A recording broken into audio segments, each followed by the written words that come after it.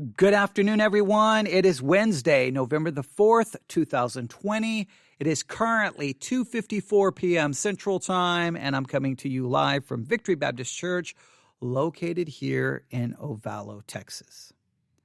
Now, I know right now there are a lot of things that are calling for your attention. There are a lot of things trying to distract you from being spiritually minded. You've got everything going on with COVID. You get everything going on with the election. There are so many things that are just like yelling and screaming at you, saying, "Hey, look here, look here.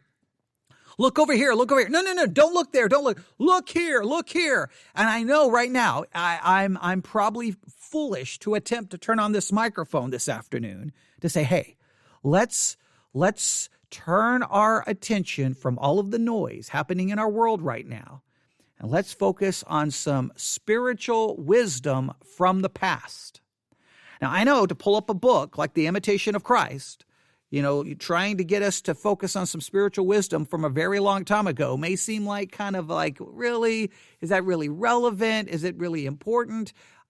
I think it's very important right now to place something before you to get you to start thinking spiritually, to get you really meditating on some spiritual ideas and concepts, whether we agree or disagree with everything we find in the book, The Imitation of Christ by Thomas A. Kempis.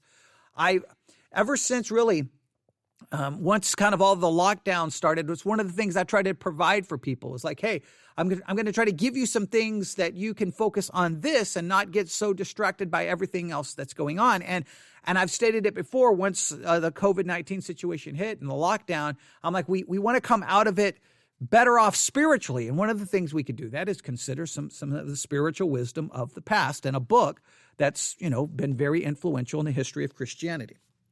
And that is The Imitation of Christ by Thomas A. Kempis. We have been looking at a lot. We did a historical background. We did an overview of the book. We've done all kinds of teaching from the book. And to be fair, we really haven't made it very far. We're still in book one. Remember, The Imitation of Christ is broken into 4 parts. We're still in book 1, and we've made it all the way to chapter 10. Yes, we've made it far. We have advanced.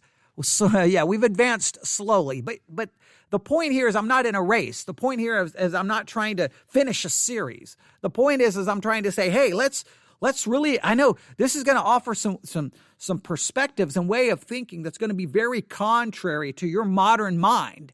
But I think it's beneficial for us to consider the spiritual perspective offered up in the book, at least for us to consider it and think about it and meditate on it and discuss it and debate it. And because while we're doing all of that, then we're in a sense distracted from all of the noise in the culture right now. And the church needs this I just imagine Christians just turning everything off and just, sitting inside of a church, meditating on spiritual things, or sitting inside they're in a sense, their prayer closet, a place in their home where no distraction, so they can focus on the things of God.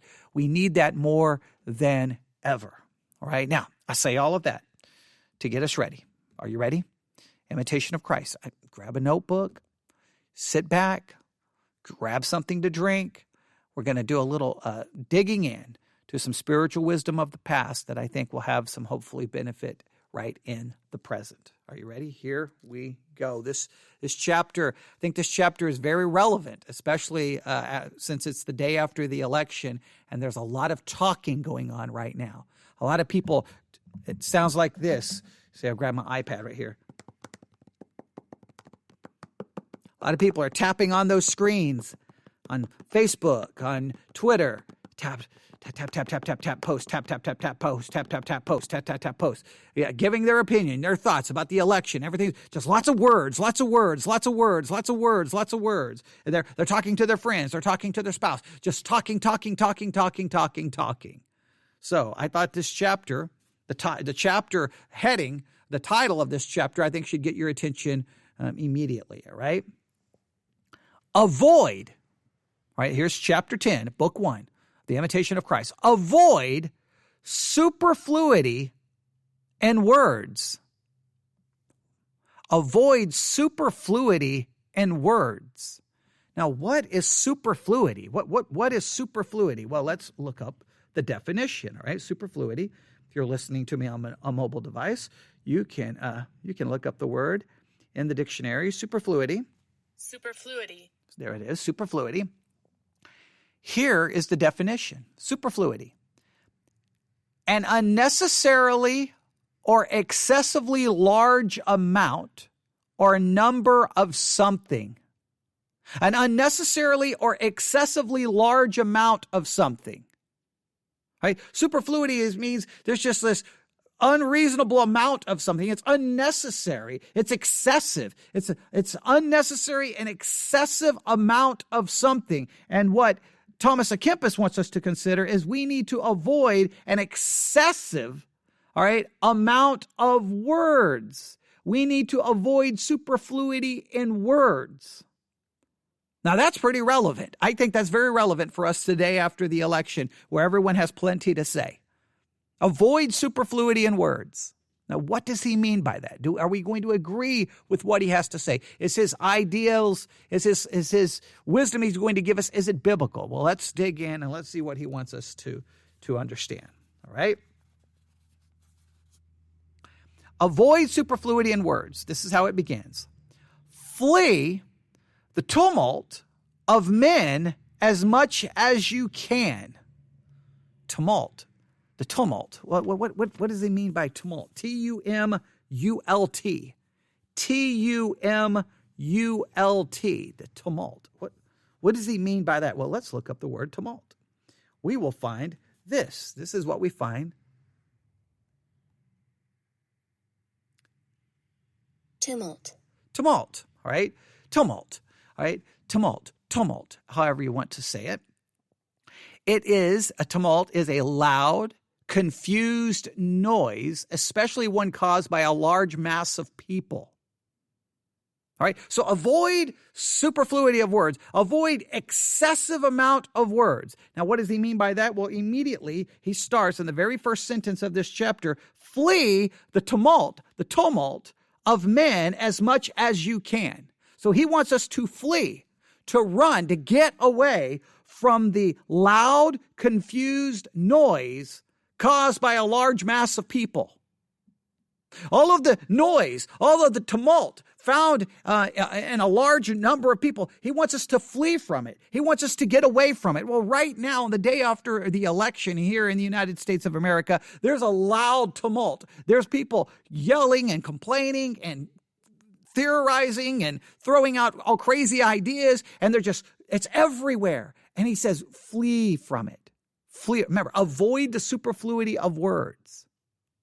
Avoid superfluity of words and flee the tumult. Now, he has here, flee the tumult of men as much as you can. And parentheses, now sometimes the scriptures they have here make absolutely no sense. So let me look at it first before I tell you to turn here. I didn't even think about looking this up. Yeah, Matthew 14:23. Matthew 14:23. Matthew 14:23. This is what we read about Jesus. And when he had sent the multitude away, he went up into a mountain apart to pray. And when the evening was come, he was there alone. In a sense, Jesus fled the tumult of the people. He got away from the multitudes. He got away from everyone. He went into a deserted place. He went into a place to be alone with God. We need to avoid the superfluity of words, and we need to flee the tumult of the crowd, of the masses. We've got to get away from all of that. And the reason we have to listen, we have to for our own spiritual benefit and our own spiritual health. Let's see what else he has to say here. I got to reach over and grab my book again. Flee the tumult of men as much as you can, for the talk of worldly affairs is a great hindrance, although they be talked of with sincere intention. I want you to hear this. So he wants us to avoid superfluity in words. That's the title, right? And he wants us to flee the tumult of men as much as you can. And why does he want us to flee it? Why does he want us to get away from it? Why does he want us to remove ourselves from it? Now, to be fair, we have to remember this is written in the context of a monastery, all right? But in your life and my life, why do we need to flee the tumult of the people? Here's the reason why. For the talk of worldly affairs is a great hindrance, although they be talked of with sincere intention. Even though we have sincere intentions, even though our intentions are right, all of the talk of worldly affairs is a great hindrance. A hindrance to what? It's a hindrance to our spiritual health and our spiritual growth and our spiritual moving forward. All right, so he wants us to do so. He continues, for we are quickly defiled and enthralled with vanity. Now, that's a convicting line right there. We are quickly defiled and enthralled with vanity. That which is vanity, which is truly meaningless. Now, I know we would say it's not vain, it's not empty, but in light of eternity, in light of the things that really matter, so much of what we get quickly enthralled about and we get caught up in and we want to talk so much about, it's just vanity. I've stated it. I've used this illustration before. I'm going to use it again because I relate to it so much. When all of my years of working, 22 years, 19 years active duty in the military, then everything went bad, and I got medically discharged, medically retired, declared 100% disabled because of the anthrax. I won't go through everything that happened. I tried to have a rule that when I left work, I left everything related to my job, everything. I left it in a bag at the door of the building. And when I went home, I didn't want to talk about work. I didn't want to tell you about my day. I didn't want to complain about anything. I tried my best to not. In fact, for a very, I think my kids had gotten pretty close to adulthood, and I don't think they even really understood what I did for a living because I didn't talk about it. I didn't want to go home and complain about it because why? Work is over. Going home and talking about work is extending my work day. It's vain. It's meaningless. And a lot of people get caught up in that. Now, their intentions may be good because they're frustrated and they just think that it's better. But in some cases, I think we just get caught up in talking about whatever that's vain, that's meaningless. There's nothing, you can't change anything. So I move on and focus on more important things. So he says, we are quickly defiled and enthralled with vanity. We're quickly defiled and enthralled with vanity. Then he continues, oftentimes I could wish that I had held my peace and that I had not been among men. So according to Thomas à Kempis, there's times he realized that it would have probably been better if he would have just not spoken and just not have been around anyone. In other words, he would have departed to a solitary place and spent time alone with God. Now, some people don't like to be alone. Some people do not like to be alone. They need the company of people. They need words. They need that. They don't like to be like where I am currently right now in an empty building completely by myself. Now, technically, I'm not by myself because I'm speaking to you. But there's times I'll come out here and, I know I'm supposed to be doing a live broadcast and I'll spend 30 minutes just sitting here in an empty building. And then I'll do a live broadcast and I'll spend another 30 minutes just here in the empty building reading. Sometimes I'll just walk up and down the center aisle of the sanctuary, maybe praying, maybe talking out loud about some scripture, just some spiritual thought. Just now I know not everyone has the luxury of being able to come to an empty building like I have. I'm not saying everyone has that luxury, but you use every opportunity you have because sometimes it's better to hold your peace. Sometimes it's better not to say those things you want to say because all you do, sometimes the more we speak, the greater chance of sin. To me, in the multitude of words, that's where we have our trouble. It's in the multitude of words. He goes on to say, but why do we so willingly speak and talk with one another when notwithstanding we seldom return to silence without hurt of conscience? Now he asks that question. He asks a very important question. Why do you and I so willingly speak and talk with one another when notwithstanding we seldom return to silence without hurt of conscience? Now, in other words, we talk and we talk and talk, and rarely do we return back to how did he say? Rarely do we return back to a state of silence without a hurt of our conscience, without hurting ourselves somehow spiritually. The reason we so willingly talk is because by discoursing one with another, we seek to receive comfort one of another and desire to ease a heart overwearied with conflicting thoughts. and we very willingly talk and think of those things which we love most or desire, or of those which we feel are contrary to us. But alas, oftentimes in vain and to no end. For this outward comfort is the cause of no small loss of inward and divine comfort. He says sometimes the reason we talk is because it brings some kind of comfort. We're looking for some kind of comfort of these troubling thoughts. And so we talk and we want to talk about it and talk about it and talk about it. Or sometimes we just want to talk about the things that clearly are most important to us. Right? Clearly, which usually reveals that it's not the things of God that are most important to us, because every time we open our mouth, it's something other than the things of God. And he says, we do this, and maybe we receive some sense of comfort. Maybe we receive something beneficial. But let me go back to his statement here. However, this outward comfort, whatever outward comfort we receive, is the cause of no small loss of inward and divine comfort. That what we ultimately lose is an inward and divine comfort. We get some kind of outward comfort, we get some kind of external comfort, but inwardly we miss out on divine comfort because we're looking for the comfort of someone else's words. We're looking for someone else to say the words we want to hear. We're looking for someone else to say the words we need to hear. But we're not relying on God. We're not relying on divine comfort. And then the last paragraph. Therefore, we must watch and pray, lest our time pass away idly. If it be lawful and expedient to speak, speak those things that may edify. An evil custom and neglect of our own good often makes us set no watch before our mouth.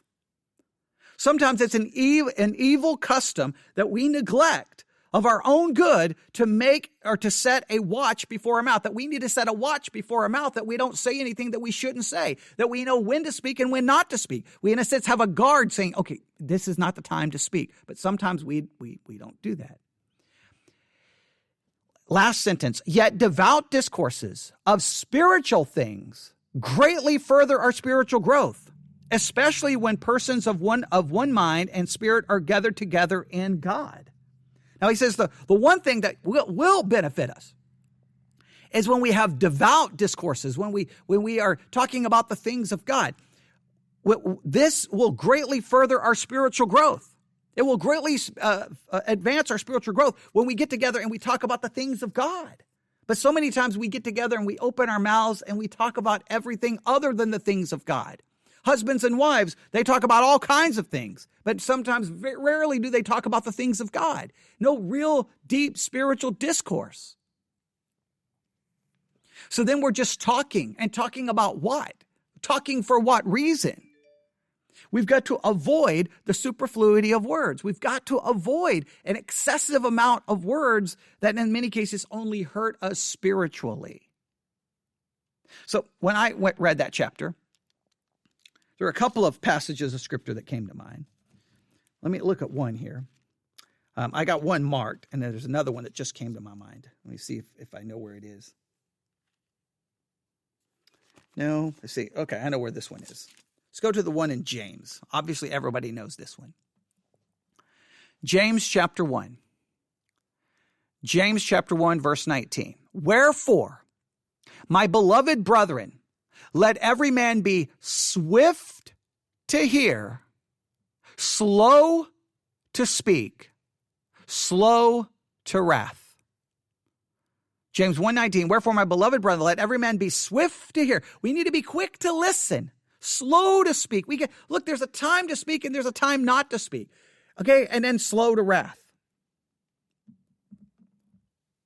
Do you need a guard placed before your mouth? Do you need a guard to guard your mouth, to know when to speak and when not to speak? Do you need to avoid the superfluity of words? Do you need to avoid the tumult and all the noise that we produce and all the noise that people say? And sometimes we need to focus on how all of our speaking and how all of our words is actually hindering and hurting us spiritually speaking. I think that's a very relevant message for us today, where everyone right now is, we spend so much time doing that. Word after word after word after word after word. Talk. Or we just open our mouth and talk. how does that hurt you spiritually? How does the superfluity of words hurt you spiritually? That's something you need to meditate on and think long and hard about. All right, I'll stop right there. There are a lot of other scripture I could look up. I would challenge you to look up scriptures you think relate to this idea. James 1:19 is obviously a very powerful one. Swift to hear, slow to speak. That needs to be our mindset. All right. Email me your thoughts. newsif@yahoo.com. That's newsif@yahoo.com. newsif@yahoo.com. That's newsif@yahoo.com. newsif@yahoo.com. All right, and yeah, I know I repeat that a million times, but I want people to be able to contact me if they have questions or thoughts, especially in regards to the imitation of Christ. All right, everyone have a great day. God bless.